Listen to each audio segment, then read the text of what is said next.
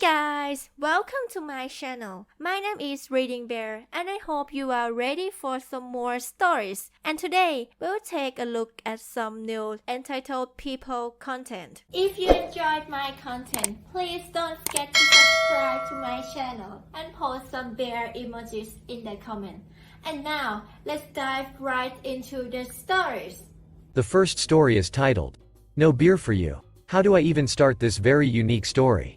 First, I'll help you to understand my husband. My husband is a disabled combat veteran, and after returning home was able to use his high alert and keen eye as asset protection for a large box store. Basically, nothing rattles him. While he was never allowed to get physical in order to make a stop, he was in order to defend him or others.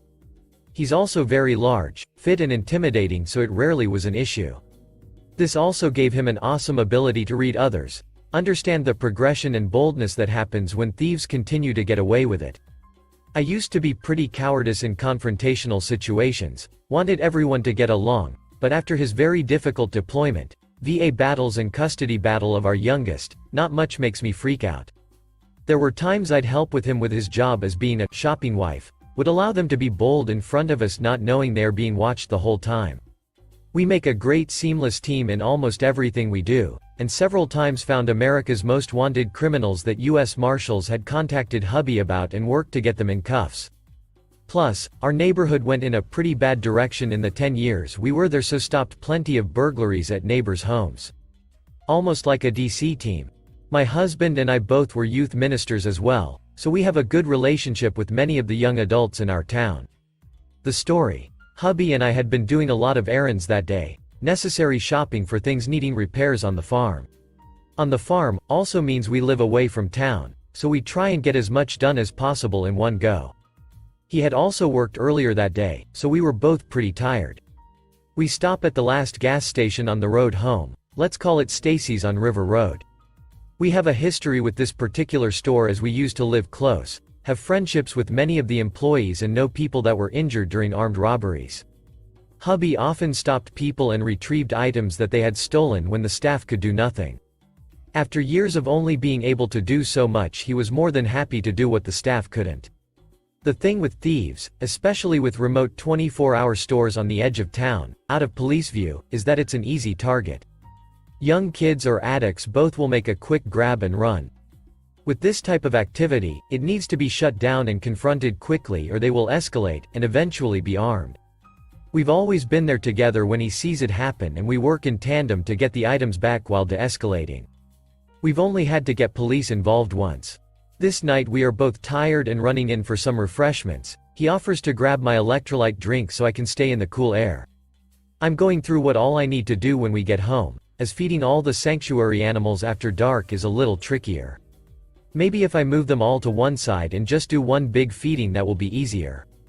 But will they follow me with it being almost bedtime? I know I need a shower tonight, but I can't go to bed with my hair wet. Maybe I just wash everything but the hair and do it in the morning. Sending off a quick message to our teen kiddo at home. Hey, I'll share my ice cream with you if you'll go ahead and do the pigs feeding for me. I feel bad it's so late. Watch until the green checkmark showed sent. Look up to see what's taking hubby so long. Oh, it's one of our former youth. He cut his curly hair. Clearly, I'm not paying attention to the details or goings on around us. Then a very unkempt, small, framed guy comes out of the store looking aggravated while carrying some cheap beer. Okay. Then the other young man working comes out to try and stop him. This isn't looking good. He threatened the kid, so obviously there was a confrontation.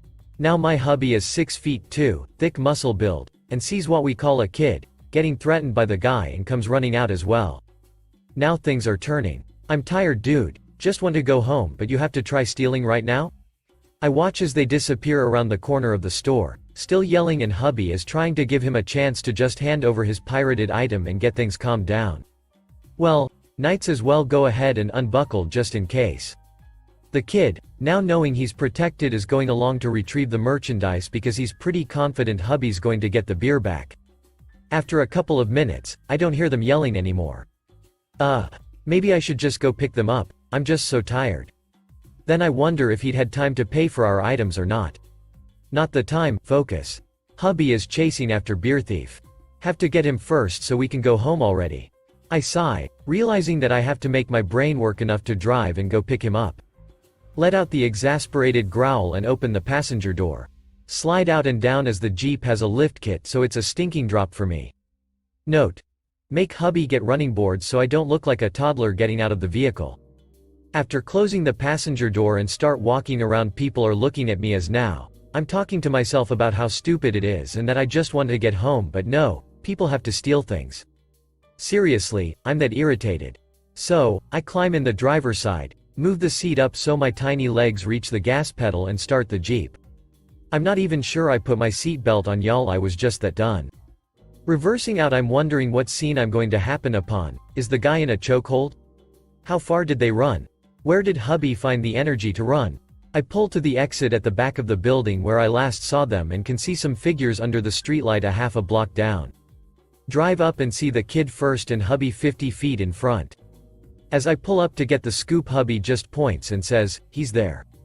My tired brain just goes, okay, as I now start driving in the direction of the thief they had yet to catch. Why? Instinct, I guess, not really even fully sure myself.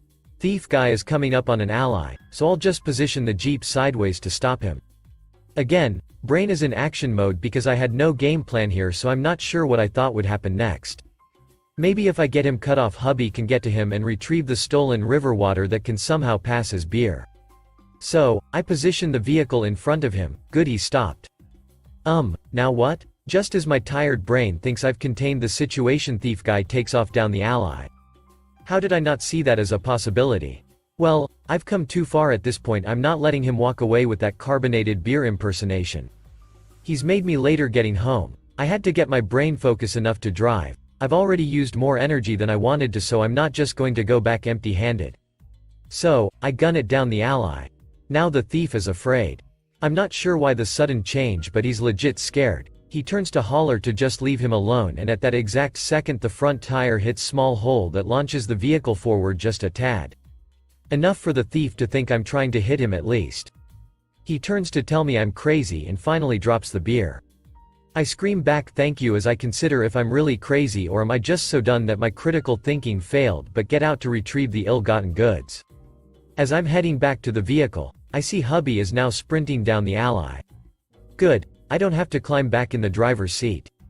So, as I'm closing the door on the passenger side, he finally reaches the vehicle and tries to climb in, only realizing he can't because the seat's up too far. As he fixes the seat, he tells me good job, and I'm just like, yay, can we go home now? By the time we reach the store, the kid has made it back safe, and I walked the probably flat beer in and sat it on the counter. The kid is saying thank you and he appreciates us, all while our former youth says, "It's them, I knew they'd get it." They always do. It's at this moment I realize that maybe we are a bit crazy. Probably always have been. We just don't have the ability to allow things like this to happen in our town, and we both know that if this thief had become comfortable doing this eventually, he would escalate. That's one of our kiddos in there. We've spent time at camps talking and getting to know them. They've shared things with us. We did it because we can't allow criminals to escalate that could eventually put their lives in danger. Usually, ones like this will eventually wind up with the cops building a file on them or arresting, but without him having a vehicle and not knowing him, we could not give them any information to track him. Look, I know it's not the wisest thing, and I can't tell you how many times we've been able to use these situations to show love and minister, but this kid trusted us and needed to not feel like he had zero power in that situation. It's not worth it to let someone get comfortable enough that they feel entitled to take what they want and eventually be willing to hurt these kids to get it. Now, what I found out on the way home, the reason the guy looked so scared at seeing the Jeep. Apparently, hubby knew me well enough to know that once I no longer could see or hear them, I would come and check up. He had told the guy that it would be best to just hand over the beer or he would have a Jeep chasing him down.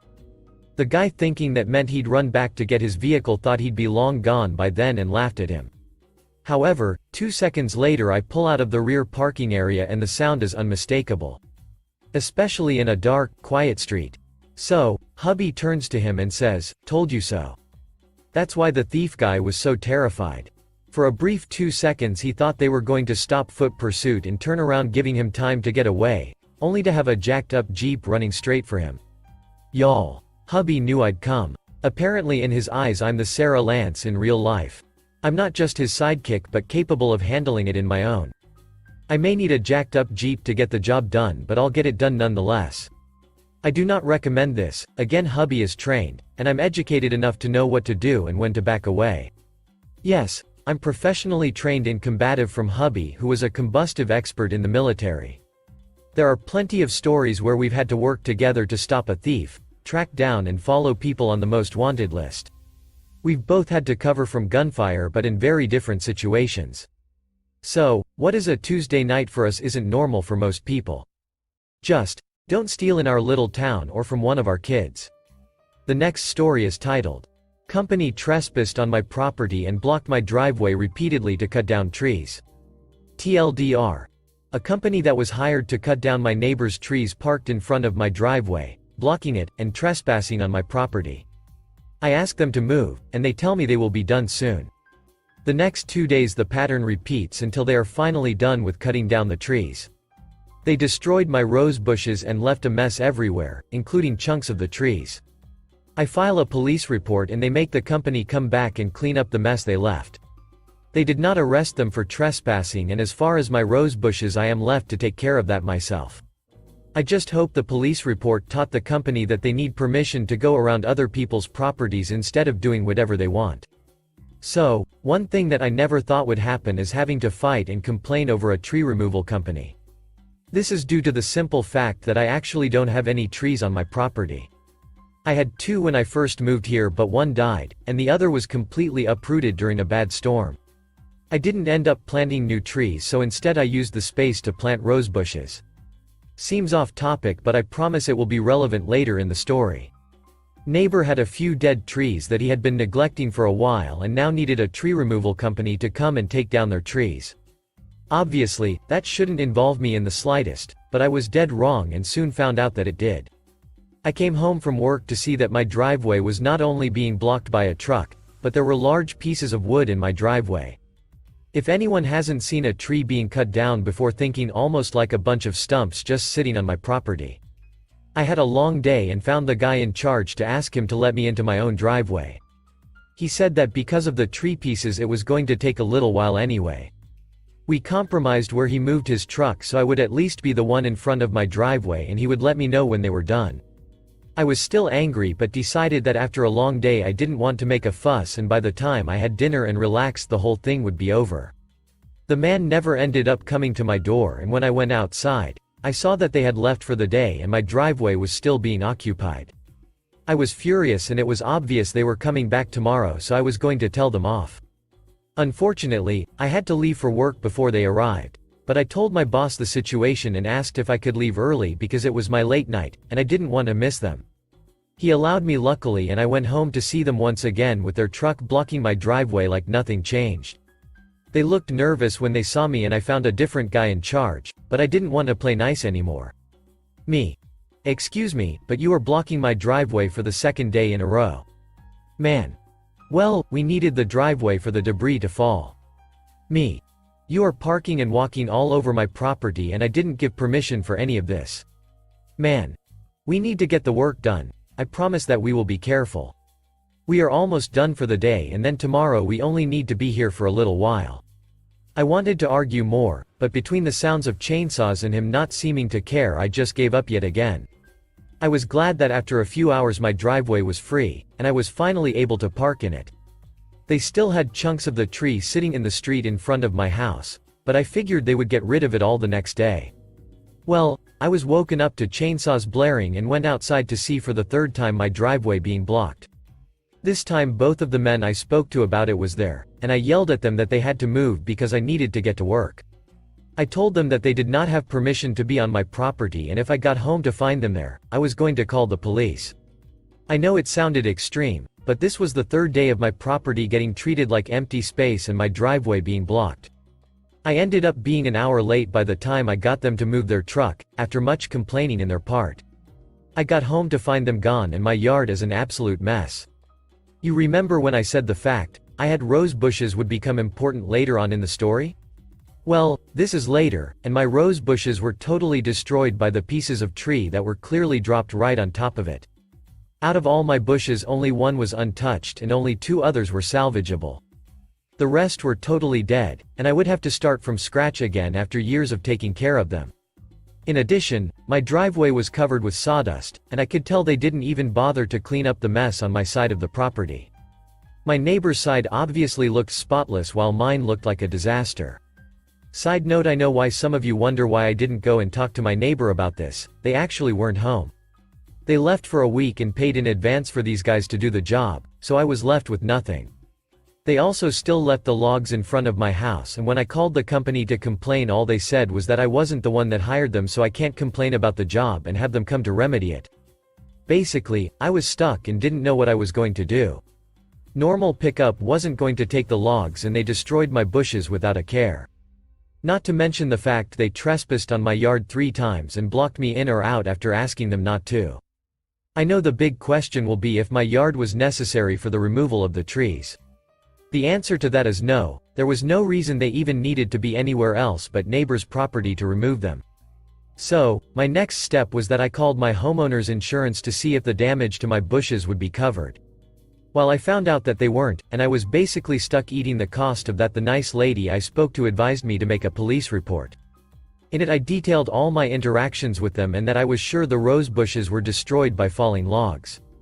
I don't know who the police spoke to about this exactly, but the next day a truck came to remove the logs and clean up the debris from my driveway. The rose bushes, I think I am just going to have to accept that I'm not getting anything back for those.